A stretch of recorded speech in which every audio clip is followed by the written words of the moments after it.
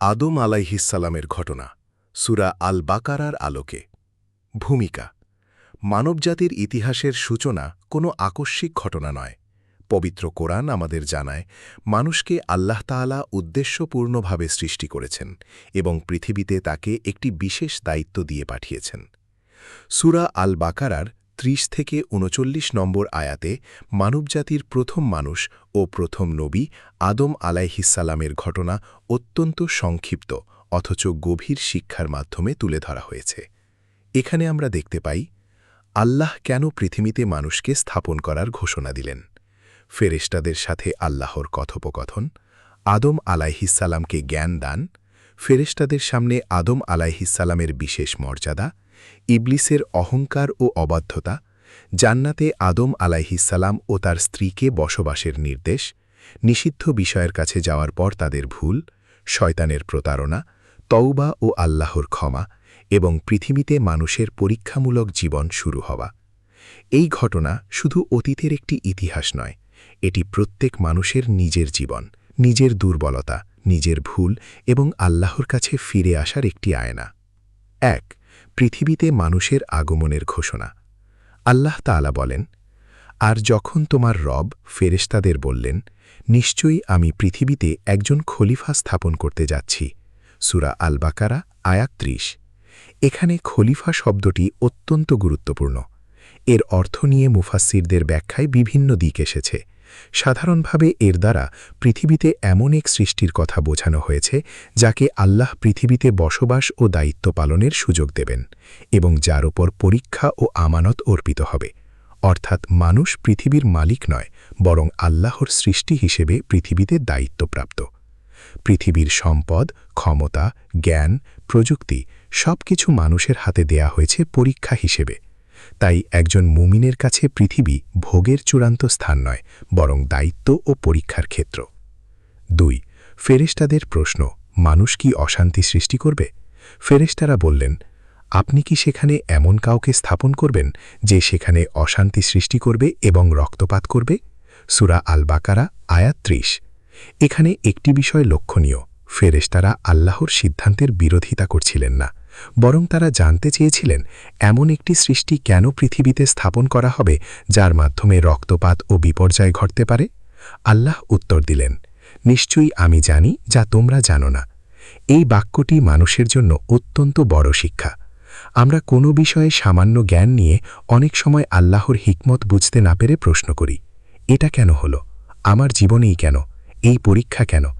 কিন্তু মানুষের জ্ঞান সীমিত, আল্লাহর জ্ঞান অসীম। আমরা ঘটনাকে দেখি, আল্লাহ পরিণতি জানেন। তাই মুমিনের জীবন দর্শন হল আল্লাহর বিধান বুঝতে চেষ্টা করা, কিন্তু নিজের সীমিত জ্ঞানকে আল্লাহর অসীম জ্ঞানের সমকক্ষ মনে না করা। ৩. আদম আলাইহিসসালামকে বিশেষ জ্ঞান দান। এরপর আল্লাহ তাআলা আদম আলাইহিসসালামকে বিশেষ জ্ঞান শিক্ষা দিলেন। কোরআনে বলা হয়েছে, আর তিনি আদমকে সমস্ত নাম শিক্ষা দিলেন। সূরা আল বাকারা আয়াত ৩১। এরপর আল্লাহ ফেরেশতাদের সামনে সেই জ্ঞান উপস্থাপন করলেন এবং বললেন, তোমরা যদি সত্যবাদী হও তবে এগুলোর নাম আমাকে বলো। ফেরেশতারা বললেন, আপনি পবিত্র, আপনি আমাদের যা শিক্ষা দিয়েছেন তাছাড়া আমাদের কোনো জ্ঞান নেই, নিশ্চয়ই আপনি সর্বজ্ঞ, প্রজ্ঞাময়। সূরা আল বাকারা আয়াত ৩২। এখানে মানবজাতির জন্য একটি অসাধারণ শিক্ষা রয়েছে। জ্ঞান মানুষের মর্যাদার একটি বড় মাধ্যম। আদম আলাইহিসসালামের মর্যাদার একটি গুরুত্বপূর্ণ দিক ছিল তাকে আল্লাহর পক্ষ থেকে জ্ঞান প্রদান করা। কিন্তু একই সঙ্গে ফেরেশতাদের বক্তব্য আমাদের শেখায়, জ্ঞান যত বাড়বে বিনয়ও তত বাড়তে হবে। কারণ প্রকৃত জ্ঞানী সেই যে জানে আমি সব জানি না। আজকের পৃথিবীতে মানুষ সামান্য জ্ঞান অর্জন করে অহংকারে আক্রান্ত হয়, কিন্তু ফেরেশতারা জ্ঞান থাকা সত্ত্বেও বললেন, আমাদের কোনো জ্ঞান নেই আপনি যা শিখিয়েছেন তাছাড়া। এটাই জ্ঞানের সৌন্দর্য। ৪. আদম আলাইহিসসালামের জ্ঞান প্রকাশ। আল্লাহ আদম আলাইহিসসালামকে বললেন, হে আদম, তুমি তাদের এসব নাম বলে দাও।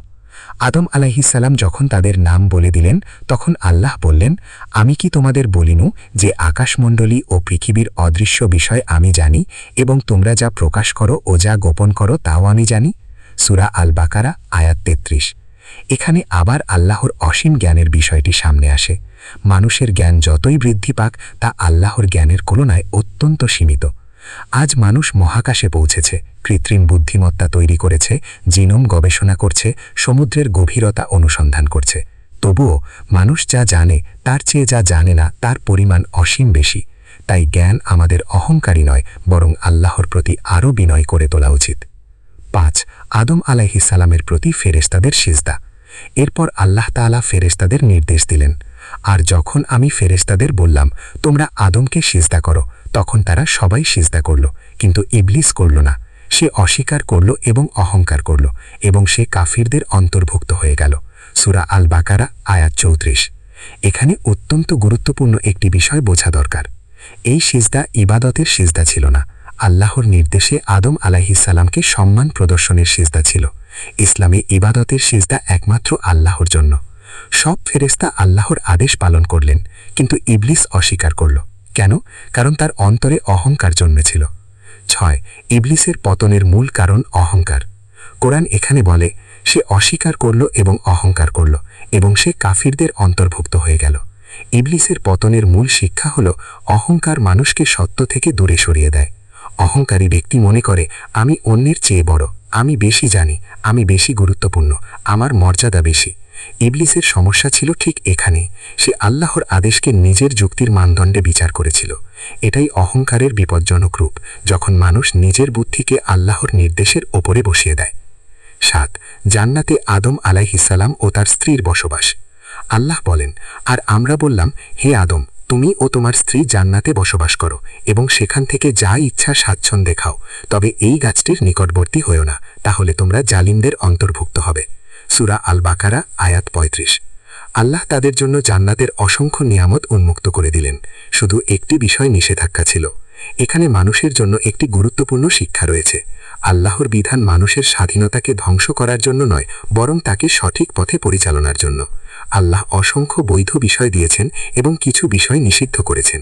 তাই ইসলামের মূলনীতি হল হালাল অসংখ্য, হারাম সীমিত। ৮. শয়তানের প্রথম বড় প্রতারণা।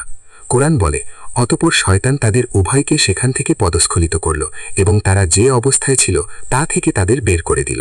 সূরা আল বাকারা আয়াত ৩৬। অন্যত্র আল্লাহ বিস্তারিতভাবে জানিয়েছেন, শয়তান তাদের কুমন্ত্রণা দিয়েছিল এবং তাদের সামনে এমন আকর্ষণীয় বিষয় উপস্থাপন করেছিল যাতে তারা নিষিদ্ধ গাছের কাছে যায়। এখানে মানুষের জন্য বড় শিক্ষা।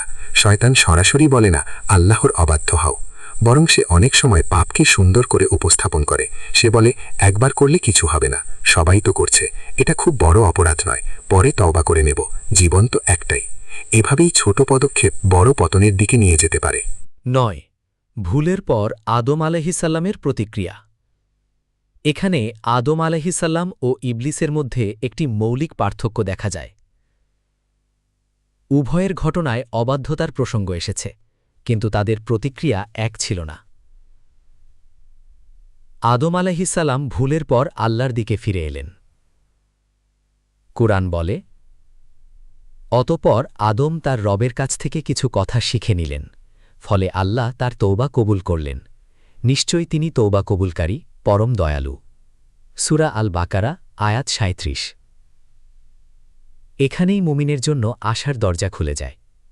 ভুল করা মানুষের স্বভাব, কিন্তু ভুলের পর আল্লাহর দিকে ফিরে আসাই মুমিনের বৈশিষ্ট্য।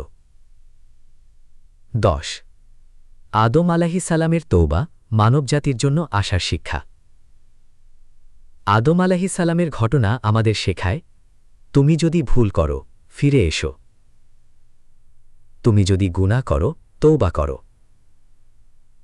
তুমি যদি পথ হারাও, আল্লাহর কাছে হিদায়াত চাও।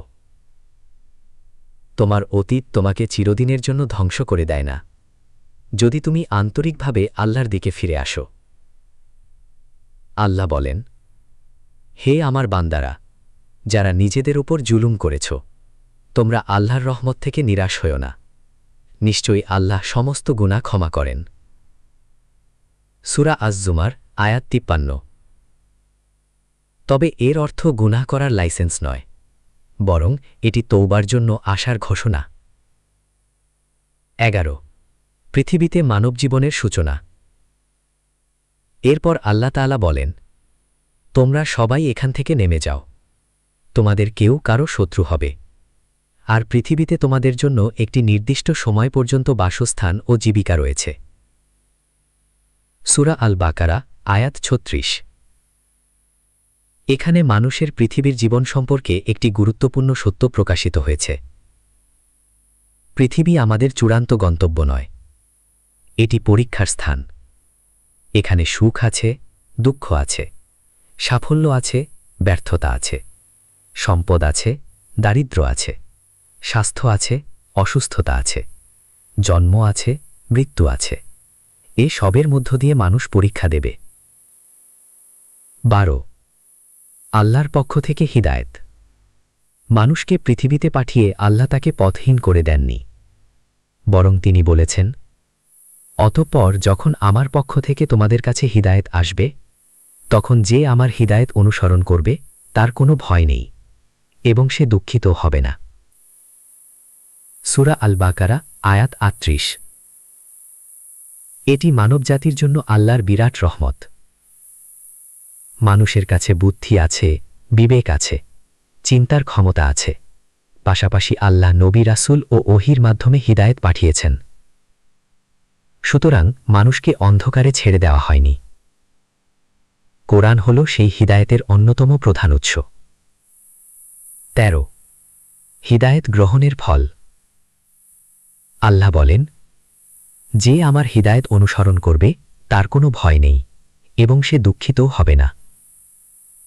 এর অর্থ এই নয় যে একজন মুমিনের জীবনে কোনো সমস্যা থাকবে না, বরং মুমিনের অন্তরে এমন একটি বিশ্বাস জন্মায় যা তাকে বিপদের মধ্যেও আল্লাহর উপর নির্ভর করতে শেখায়। দুনিয়ায় পরীক্ষা থাকবে, কিন্তু আল্লাহর হিদায়েত থাকলে মানুষ পরীক্ষার মধ্যে পথ হারায় না। ১৪ হিদায়েত প্রত্যাখ্যানের পরিণতি। এরপর আল্লাহ বলেন, আর যারা কুফরি করবে এবং আমার নিদর্শনসমূহকে অস্বীকার করবে তারাই আগুনের অধিবাসী, তারা সেখানে চিরস্থায়ী হবে। অর্থাৎ মানবজাতির সামনে দুটি পথ। ১ আল্লাহর হিদায়েত গ্রহণ করা, ২ আল্লাহর হিদায়েত প্রত্যাখ্যান করা। মানুষকে তার সিদ্ধান্তের জন্য জবাবদিহি করতে হবে। এটাই কুরআনের জীবন দর্শনের অন্যতম মৌলিক শিক্ষা। ১৫ আদম আলাইহিস সালামের ঘটনা থেকে ১০টি বড় শিক্ষা। ১ মানুষ উদ্দেশ্যহীনভাবে সৃষ্টি হয়নি। মানুষের জীবনের একটি উদ্দেশ্য আছে। আল্লাহ বলেন, আমি জিন ও মানুষকে কেবল আমার ইবাদতের জন্য সৃষ্টি করেছি। সূরা আয-যারিয়াত আয়াত ৫৬। ২ জ্ঞান মানুষের মর্যাদা বৃদ্ধি করে। আদম আলাইহিস সালামকে জ্ঞান দেওয়া তার বিশেষ মর্যাদার একটি দিক। ৩ জ্ঞানের সঙ্গে বিনয় থাকা জরুরি। ফেরেশতারা বলেছিলেন, আপনি যা শিক্ষা দিয়েছেন তা ছাড়া আমাদের কোনো জ্ঞান নেই। ৪ অহংকার ধ্বংসের কারণ। ইবলিসের পতনের মূল কারণ ছিল অহংকার ও অবাধ্যতা। ৫ শয়তান মানুষের প্রকাশ্য শত্রু। আল্লাহ বলেন, নিশ্চয়ই শয়তান তোমাদের প্রকাশ্য শত্রু। সূরা আল বাকারা আয়াত ২০৮। ৬ মানুষ ভুল করতে পারে। আদম আলাইহিস সালামের ঘটনা আমাদের শেখায় যে মানুষ দুর্বল ও পরীক্ষাধীন। ৭ ভুলের পর তওবা করতে হবে। আদম আলাইহিস সালাম আল্লাহর কাছে ফিরে এসেছিলেন এবং আল্লাহ তার তওবা কবুল করেছিলেন। ৮ আল্লাহর রহমত থেকে নিরাশ হওয়া যাবে না। আল্লাহ তওবাকারীদের ভালোবাসেন। সূরা আল বাকারা আয়াত ২২২। ৯ পৃথিবী পরীক্ষার স্থান। দুনিয়ার জীবন চূড়ান্ত আবাস নয়। ১০ সাফল্যের মূল হল আল্লাহর হিদায়েত অনুসরণ। যে ব্যক্তি আল্লাহর হিদায়েত অনুসরণ করবে তার জন্য ভয়ের কারণ থাকবে না। এটাই সূরা আল বাকারার এই অংশের গুরুত্বপূর্ণ ঘোষণা। ১৬ আদম আলাইহিস সালামের ঘটনা ও আমাদের বর্তমান জীবন। আজকের মানুষ প্রযুক্তিতে অভূতপূর্ব উন্নতি করেছে। আমাদের হাতে স্মার্টফোন আছে, কৃত্রিম বুদ্ধিমত্তা আছে, বিশাল জ্ঞান ভাণ্ডার আছে, মহাকাশ গবেষণা আছে। কিন্তু একটি প্রশ্ন থেকে যায়, আমরা কি আমাদের স্রষ্টাকে ভুলে যাচ্ছি?